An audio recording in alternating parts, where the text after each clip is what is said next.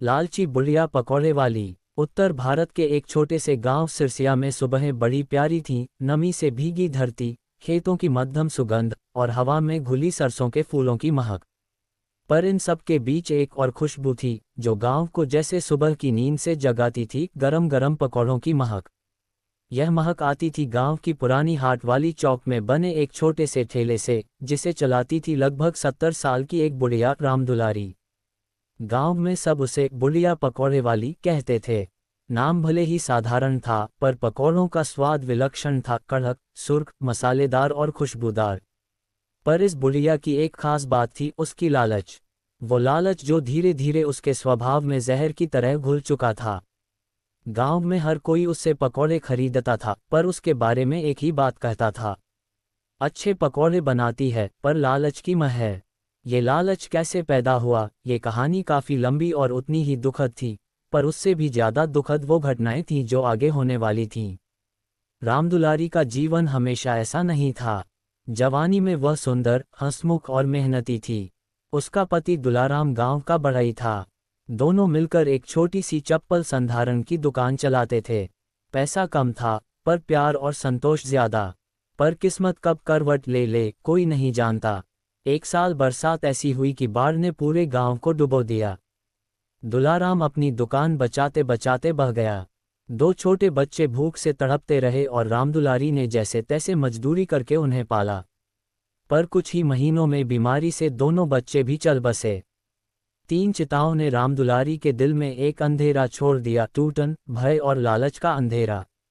उसे लगा दुनिया में कोई किसी का नहीं, पैसे के बिना इंसान मिट्टी से भी सस्ता है। इसी सोच ने उसे ऐसा बना दिया जैसा आज पूरा गांव उसे जानता था। जब बूढ़ी हो चली तो मेहनत वाले काम करने की ताकत नहीं रही। तभी गांव की औरतों ने उसे पकौड़े तलने का सुझाव दिया। उसने सोचा, चलो इससे कुछ कमाई हो जाएगी। धीरे धीरे रामदुलारी के पकौड़े गांव में मशहूर हो गए। पर उससे भी ज्यादा मशहूर हुई उसकी खड़ूसियत और लालच। किसी के 10 रुपये कम हो गए तो एक भी पकौड़ा नहीं देती। कोई उधार मांगे तो उसे अपमानित कर देती। तेल में पुराने पकौड़े तलकर नए जैसा बेच देती। गांव के किसी त्योहार पर दाम 2 गुना कर देती। गांव वाले उसके लालच से परेशान थे, पर स्वाद के चक्कर में रोज आते भी थे। पर उन्हें क्या पता था कि इसी स्वाद और लालच के पीछे एक ऐसा रहस्य छिपा है जो पूरे गांव को हिला सकता है। एक दिन सेठ रामकिशोर के बेटे गुड्डू ने बुढ़िया के पकौड़े खाए।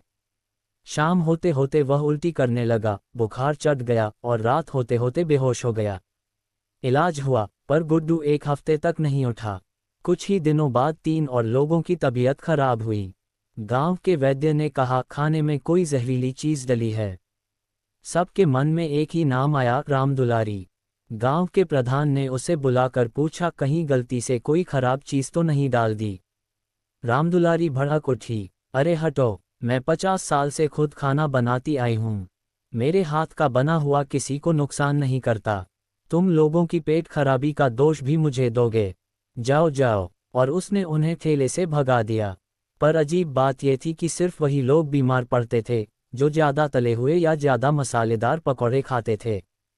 गांव के लोग डर गए, क्या पकौड़ों में कुछ गड़बड़ है? पर लालच के कारण रामदुलारी खुद भी जानना नहीं चाहती थी।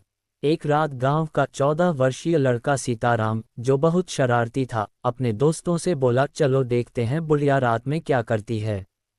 सुना है वो पकौड़ों में कुछ मिलाती है। सब ने मना किया, पर सीताराम नहीं माना। वह रात के 9 बजे बुढ़िया के ठेले के पास छिपकर बैठ गया। और जो उसने देखा, उससे उसकी रूह कांप गई। रामदुलारी अपने स्टोर रूम में गई और एक लोहे का पुराना सा संदूक खोला। उसमें से उसने एक छोटी काली शीशी निकाली। वह चमक रही थी। उसने उसे आटे में कुछ बूंदें मिलाईं। तभी कमरे में एक अजीब सी बदबू फैल गई। सीताराम डर गया, कुछ गिरा बैठा। आवाज हुई। बुढ़िया ने फौरन बाहर आकर इधर उधर देखा। कौन है वहाँ? उसने चिल्लाकर कहा। सीताराम जैसे तैसे भागा और घर जाकर रोते रोते सबको बताया। पर गांव वाले हंसने लगे, सीताराम, तुझे तो भूत प्रेत हर जगह दिखता है। बस यहीं से गांव की सबसे बड़ी गलती हुई। एक बच्चे की बात को हल्के में लेना। रामदुलारी को वह काली शीशी कहाँ से मिली थी? ये कहानी उतनी ही रहस्यमयी थी जितना कि शीशी का रंग। बहुत साल पहले, जब उसके बच्चे बीमार थे और पैसा नहीं था, तब उसने गांव के बाहर जंगल में रहने वाली एक रहस्यमयी वृद्धा से सहायता मांगी। वह औरत जंगल पहाड़ी की जड़ी बूटियों की माहिर थी, पर लोग कहते थे कि वह टोने टोटके भी जानती है।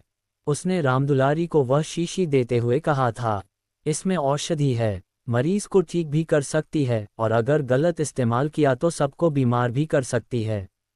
इस दवा का लालच मत करना, वरना ये दवा तुम्हें ही निगल जाएगी। पर लालच से अंधी रामदुलारी को यही लगा, अगर मैं इसे पकौड़ों में मिलाऊं तो स्वाद और बढ़ेगा, लोग ज्यादा खरीदेंगे। और उसने यही करना शुरू कर दिया। उसकी दुकान दिन दूनी चौगुनी चलने लगी। पर उसे पता नहीं था कि दवा की मात्रा से खेलना जहर से खेलना है। उसकी लालच धीरे धीरे पूरे गांव के लिए एक खतरा बन गई। गुजरते महीनों में 11 लोग बीमार पड़े। वैद्य ने साफ कहा, यह कोई खाद्य विषाक्तता का मामला है। पर कोई भी खुलकर रामदुलारी पर आरोप नहीं लगा पाता, क्योंकि वह उम्रदराज थी और हर बीमारी का दोष मौसम पर डाल देती थी। लोग पकौड़े कम खरीदने लगे, पर सुगंध ऐसी थी कि कई लोग चाहकर भी खुद को रोक नहीं पाते। एक दिन गांव में एक बड़ा हादसा हुआ। स्कूल के मास्टर जी, जिनका नाम प्रहलाद था, बहुत ईमानदार और शांत स्वभाव के थे। एक दिन स्कूल के बाद वह ठेले पर गए और बोले, रामदुलारी, आज 2 प्लेट गरम पकौड़े देना। बुढ़िया ने पहले उनकी जेब टटोली। पैसे पूरे हैं न? मास्टर जी हंस दिए, अरे भाई, मैं उधार नहीं लिया कभी। पर उस दिन रामदुलारी ने मसाले में थोड़ी ज्यादा काली शीशी की बूंदें डाल दीं। मास्टर जी ने खाने के बाद घर जाते जाते अचानक चक्कर खाया और वही गिर पड़े। लोग दौड़े, पानी पिलाया, पर उनकी हालत बिगड़ती गई। कई घंटे बाद वे होश में आए, पर डॉक्टर ने कहा, उन्हें किसी विषैले तत्व का असर हुआ है। गांव में खलबली मच गई। अब हर किसी की जुबान पर एक ही नाम था, बुढ़िया पकौड़े वाली। अगली सुबह गांव की पंचायत बैठी। प्रधान ने रामदुलारी को बुलाया। देखो दुलारी, गांव में बार बार खाना खाकर लोग बीमार पड़ रहे हैं। हमें लगता है कि तुम्हारी पकौड़ों में कुछ गड़बड़ है। रामदुलारी ने गुस्से में लाठी पटक दी। तुम झूठे लोग, मेरे पकौड़े खराब कैसे हो सकते हैं? तुम लोगों को ईर्ष्या है मेरी कमाई से।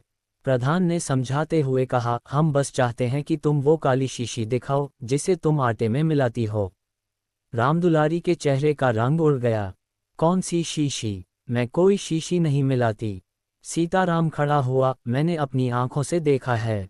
बुढ़िया ने उसे गालियां दी, झूठा, बदतमीज लड़का। पंचायत कुछ कर पाती उससे पहले ही रामदुलारी गुस्से में उठकर चली गई और बोली, अब कल से कोई भी मेरे ठेले पर मत आना।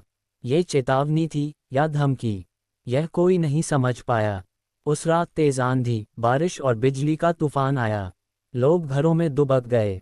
ठेले की तरफ देखने तक की हिम्मत किसी में नहीं थी। पर उसी रात बुढ़िया के घर में अजीब सी रोशनी दिखाई दी।